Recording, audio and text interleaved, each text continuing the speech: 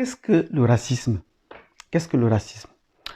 Bonjour mes frères, bonjour mes sœurs et bonjour à mes chers abonnés et à tous ceux qui me font le plaisir de me voir aujourd'hui. Mon nom c'est Basile Téné et depuis peu je m'intéresse à comprendre les communautés africaines en Amérique du Nord et spécialement au Canada. Je veux comprendre comment est-ce qu'ils fonctionnent aujourd'hui. Qu'est-ce qui fait que on a toujours un écart très grand par rapport aux autres communautés? Qu'est-ce qui fait que nous sommes toujours au bas de l'échelle? Et il y a une question qui revient souvent, plus qu'ailleurs dans le monde, c'est la question du racisme. Le racisme en Amérique du Nord est le lieu de son fondement même, est le lieu de son expression la plus ouverte et la plus violente également. Et ce racisme perdure depuis des siècles. Nous ne sommes pas seulement en termes d'années, depuis des siècles, puisque l'origine même de la mise en l'exécution de ce racisme continue à se perpétuer sous différentes formes et va dans tous les sens, dans les formes les plus perverses, aussi bien que dans les formes les plus violentes et même dans les formes les plus psychologiques. Donc il y a un violent matraquage médiatique à ce propos et les Africains continuent à rester bouche bée. Et même quand vous essayez d'en parler avec certaines personnes, ils essaient de relativiser comme si le racisme était une question d'histoire ou que si ce n'était qu'une vue de l'esprit pour certaines personnes. Mais quand nous nous interrogeons profondément sur la question, nous nous rendons compte que c'est lié au fait que c'est les autres toujours, ceux qui ont élaboré le racisme, qui ont floué l'esprit de beaucoup d'Africains qui ne connaissent même plus, ou les Noirs qui ne connaissent même plus, en quoi tient le racisme. La preuve en est, quand on pose la question à la plupart, même de la classe intellectuelle, comment est-ce qu'on fait pour en finir avec le racisme? Eux, ils pensent que la seule façon, c'est de pouvoir s'ouvrir aux autres, c'est de pouvoir ouvrir la communauté noire, s'il en existe une, aux autres. Et c'est la seule façon de se faire accepter et pour qu'on puisse bâtir une communauté où on est ensemble, alors que ceux qui vous posent la question sont ceux-mêmes qui ont élaboré le racisme. Donc, qu'est-ce que le racisme?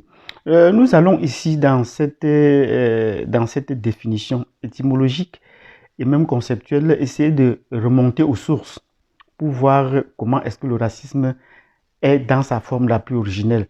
Le racisme, comme vous constatez bien, c'est un mot formé de deux parties, la race et puis le isme qui a trait à la doctrine ou à l'idéologie. Donc c'est l'idéologie, c'est une idéologie fondée sur la structuration ou la différenciation des races humaines. Et cette structuration des races humaines classe les êtres humains en différentes couleurs de peau.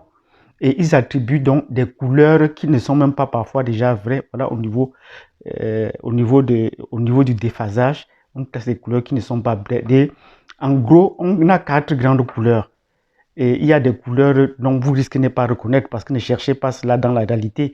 Il y a par exemple ce qu'on pourrait appeler au sommet de la pyramide la couleur blanche. Mais est-ce que vous voyez des gens blancs dans la rue? Non. Dans la vie, il n'y a pas de gens blancs, mais il y a plus de gens qui ont une couleur de plus en plus rose. On a des rouges. Et ceux qu'on appelle les rouges, ils ne sont pas exactement rouges. Ben, ils ont une couleur un peu plus tendance rose rougeâtre, si on peut dire ça. Et enfin, on a peut-être la couleur qu'on appelle la couleur jaune. Ce sont plus ceux qui sont en Asie. La couleur rouge, c'est en Amérique. Et la couleur jaune, ce sont plus les Asiatiques. Et qui sont un peu orangeâtres ou orangeâtres avec plus des cheveux noirs. Presque tous avec des cheveux noirs. Donc voilà à peu près la couleur. Et enfin, la couleur noire. Où on peut rencontrer effectivement des gens bien noirs, des gens noirs, vraiment, comme le pull que je porte. Ben, exactement, c'est des gens qui ont plus une couleur marron, comme la figure, comme un peu mon visage là. Donc voilà à peu près les différentes couleurs qu'on a sur la place. Donc au bas de l'échelle, on a ce qu'on appelle la race noire, qui sont tous les derniers. On s'arrange toujours dans cette doctrine, dans cette idéologie, de placer toujours la race noire au bas de l'échelle. Même quand elle est au sommet de l'échelle sur certains points, on préfère au mieux de l'ignorer, de ne pas en parler. Donc voilà le racisme, voilà en quoi est-ce que tient le racisme, c'est-à-dire classer les êtres humains en fonction de leur couleur de la peau et en maintenant une certaine hiérarchie d'échelle avec la race blanche au-dessus, suivie de la race rouge et après la race jaune et enfin on a la race noire. Cette structuration est restée depuis plus de 400 ans. Mais quand est-ce que cela a commencé? Et c'est ça qui est important de savoir. Pour savoir comment est-ce qu'il faut en finir avec la race, le racisme, il faut voir quand cela a commencé et comment cela a été mis en place. Euh, Historiquement, le racisme a pris corps de façon officielle, de façon légale au XVe siècle. Il faut bien qu'on retienne cette date. Le racisme a pris corps au XVe siècle. Quand je parle du XVe siècle, les gens vont voir la découverte de l'Amérique. Non, c'était un peu avant cela. C'était la date précise à laquelle le racisme a effectivement pris corps ou est rendu officiel, c'était en 1454. Lorsqu'un pape a signé euh, euh, une bulle papale qui est intitulée, pour les catholiques comme moi qui le savent, Romanus Pontifex. Romanus Pontifex. Voilà le titre de la bulle papale qu'il a sorti. Donc c'était un décret du pape en 1454 qui instituait officiellement le racisme et qui, dans ce décret, autorisait les puissances d'alors, qui étaient le Portugal, puis l'Espagne, d'aller arrêter les Noirs sur le continent africain, même ceux qui étaient déjà là, en Europe, pour les évangéliser.